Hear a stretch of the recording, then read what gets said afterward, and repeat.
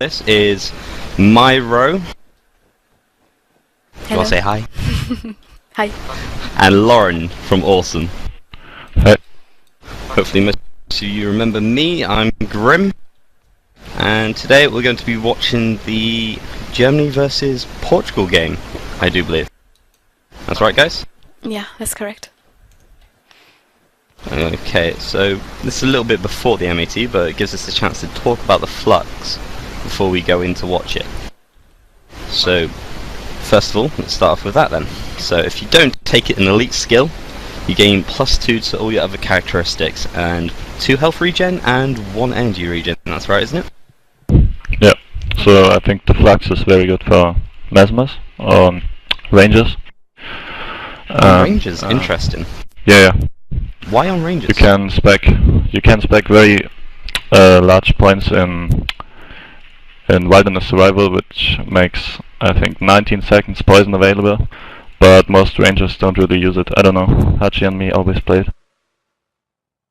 I'm really surprised you said Rangers. I agreed with you on Mesmer, because like a 19 energy P-League is hilarious, but Rangers, I don't know, I'd still want my elite. It allows poison on 7 to 8 people without lightning reflexes. That's pretty awesome. Very true. How about Fume? What's your opinion on the flux? I love to play it on the Ranger concussing shot. It's amazing. Having 16 on exercise, spamming random interrupts. Well, I can't really use it on the Good monks, times. but on the rest I think it's kind of funny. Flaggers still love to Yeah, play definitely. it. The monk elites are too vibrant. Warriors Warriors are just also being really able to good. get away with it as well, yeah. Works really well. Only on axe though. You need crit slash if you're running sword, and you need the KDs if you're running hammer. But the axe bar has been completely opened up. Most people are running conjures for even more damage. It's quite a big oomph once they hit you. I don't think it affects us in too many other ways. It's an interesting flux and it adds a little bit, but I don't think it's affected the games that I've seen so far. So, next up then, we're going to go straight into Observer, which is going to be Mordekaiser as numero uno versus some random Portugal name, which I'll try and pronounce. Princessin CM. No, I'm not even going to try and the rest. Right, so we're going to leave from International District 1, going in 3, 2, 1, go. I tried, guys, I tried.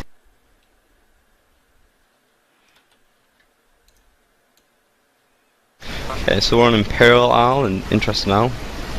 For those of you who don't GVG that much, the flag stand being in the centre in a wide open area, and the flags being in acid traps along long corridors, which deal 20 damage to you per second for as long as you stand in them. Makes flagging and flag pushing very interesting.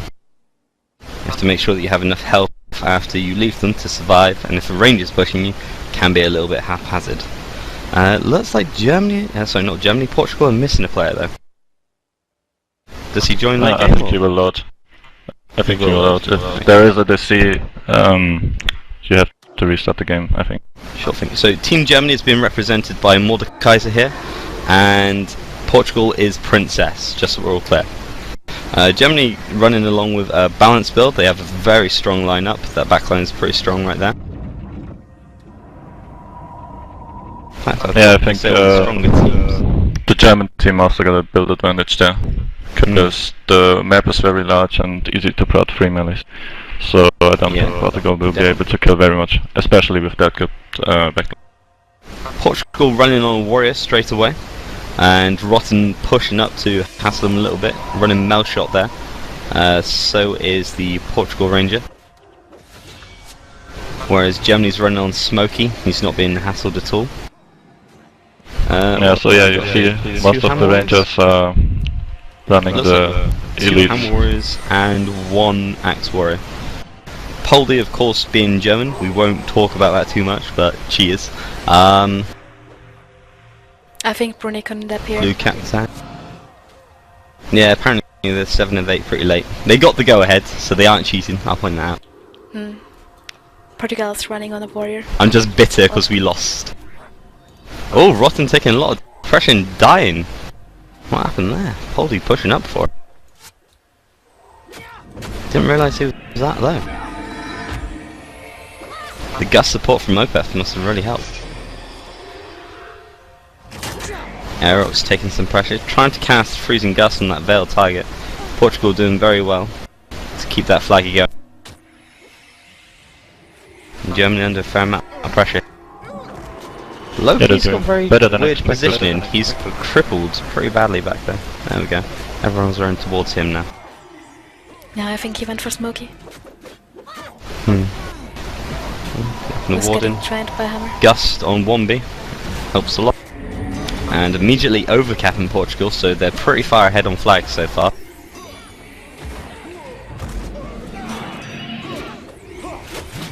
They're sending their number 2 warriors to run it again. And Smokey's running. So what do you think, guys think about flagging on melees? And also we never do it, because a melee with kill a flag in the hand down. can't do it. Oh well. So, personally I dislike running on warriors, but I normally run honor balanced. In triple melee you can do it, because if you triple run then you do get pretty far ahead. But against this build setup they're losing a lot of offense when they've actually got an advantage at stand with the DP. I don't think they're taking enough pressure to warrant not running on OPEF.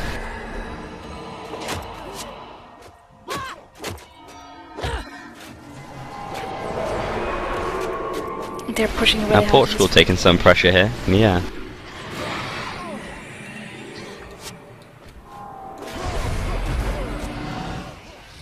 Gust so strong, knocking down warriors. Loki's infused there. Don't think that was needed. Oh, number 1 going down. 2 warriors training. He's okay. So here we see as well the number 1 warrior. I think that's Max, isn't it? Yeah, it should be Max. Pretty sure it's Max, yeah. Using power attack. And I believe Conjure as well. So it's another example of not using your elite to gain benefits of the flux. That +2 strength probably means he's running about 16. That power attack's hitting for +40 something. So it's a lot of damage. Oh, he's got shock, not a conjure. Still very helpful. And lineback police running brutal weapon. Again, taking advantage of that flux. I'm not sure on who? On the warrior. On the warrior. Yeah, on okay. 1B. He's running brutal. I'm not sure how good that is though.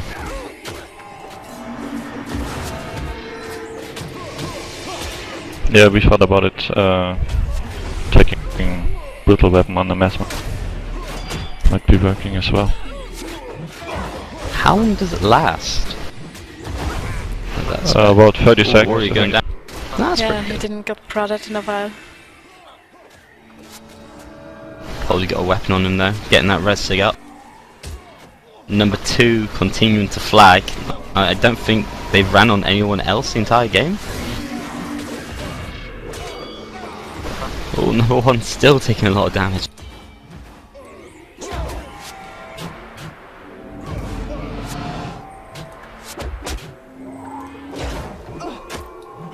So Portugal at the minute is pretty big disadvantage. 17 seconds to boost, they can easily force this. Team Germany doing very well, hassling this flag up.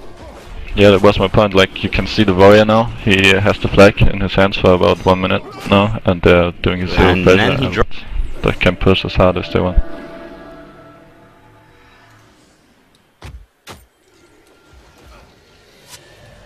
Germany taking out the footman there as well. Number 2 going down. Oh, taking a lot of DP on this front line. 5 minutes in, and I think it's 30 on 1 warrior and 15 on the number 1 warrior. First footman going down. And second. Or is that the second? That's second footy. So we've got 20 seconds until Portugal's front line. Oh, and that looks like a rage quit from the number 7 monk. Obviously those warriors weren't too happy on Bent about dying. So I don't think it was the monk's fault, per se. I don't think it was such great tactics running on the warrior continuously. Especially on the only 1 warrior. If you're going to run on a warrior, you got to make sure you double run to get back into the game. So send the number 1 afterwards. The warriors definitely rotate it so you get the maximum effect. Because you're not going to kill anyway. No, and there's the resign. So that's a win for Team Germany at 6:15.